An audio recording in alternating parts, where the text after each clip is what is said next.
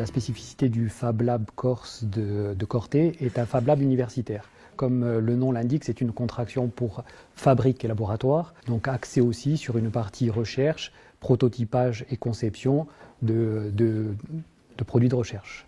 Il y a en tout une vingtaine de machines avec des machines à commande numérique, imprimante 3D, un scanner 3D aussi, des plotteurs qui vont travailler le bois, être capables de découper du métal, de la pierre, et des machines traditionnelles. Les objets insolites fabriqués au Fab Lab, dans les faits, techniquement, je pourrais vous faire une fausse réponse en vous disant que tous les objets qui sont proposés ici, dans la mesure où ce sont des prototypes, sont insolites. Maintenant, si vous voulez quelque chose d'un peu plus imagé, on fait de l'impression sur textile et notamment des licornes imprimées sur des chaussettes, par exemple. Le Fab Lab, ce n'est pas uniquement qu'un système qui permet de prototyper des outils. Il y a un espace de coworking, il y a justement un certain nombre de dispositifs qui permettent de disposer de tous les outils qui sont au sein du Fab Lab. Les formations sur les utilisations des machines, donc il y a en gros 3 personnes qui vont faire ces formations. C'est Rémi Giacomi qui est le technicien du Fab Lab, moi-même, et Yana qui est en service civique avec nous encore pendant quelques mois.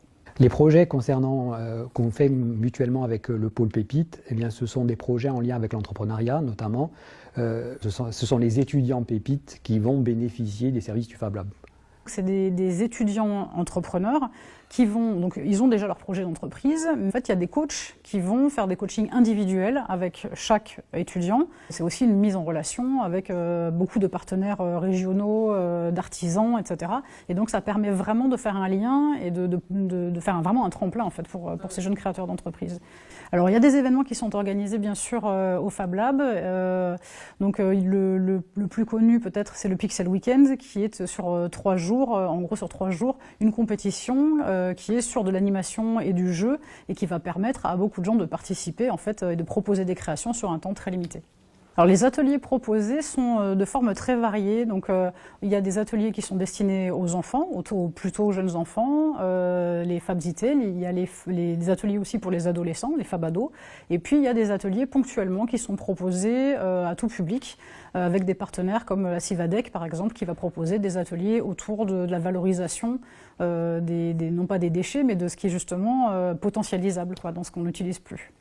Les évolutions envisagées au sein du Fab Lab de Corté, comme je l'ai dit, c'est un Fab Lab universitaire, donc il y a une veille technologique qui est constante et surtout, en fait, c'est un dispositif qui est en constante évolution. Donc, quelque part, on est toujours à la recherche de nouveaux produits, de nouvelles techniques, donc on est toujours sur cette recherche d'optimisation.